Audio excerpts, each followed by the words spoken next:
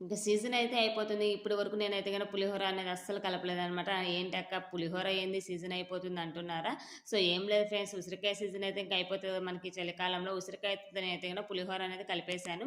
ఇంకా నేను ఒక్కదాన్ని అయితే కలిపేసుకొని తిన్నాననమాట. ఇంట్లో ఎవరు లేరు. సో, అందుకనేసి మంచిగా బాగా ఏమంటారు స్పైసీగా చేసేసుకొని పుల్ల పుల్లగా, కారం కారంగా కొంచెం స్వీట్‌నెస్ ఉంటుంది గదా!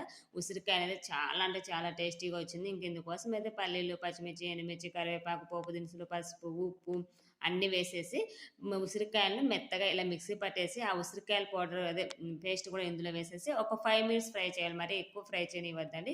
పులుపనేది తగ్గిపోతుంది ఎక్కువ ఫ్రై చేయడం వల్ల.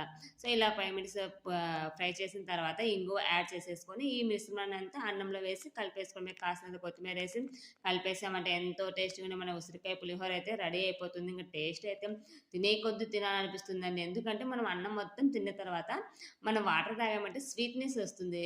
మన మౌత్ అంతా అదే నోరంతా స్వీట్‌గా అదొక తెలియని ఒక అనుభూతి ఉంటుంది. చిన్నప్పుడు ఎంతమంది ఉసిరికాయలు తింటూ మధ్య మధ్యలో వాటర్ తాగుతూ పిల్లలం ఎవరిది ముందైపోతుంది, ఎవరిది ముందైపోతుంది అనేసి పోటీ పడి మరి తిని వాటర్ తాగేవాళ్ళం గదా!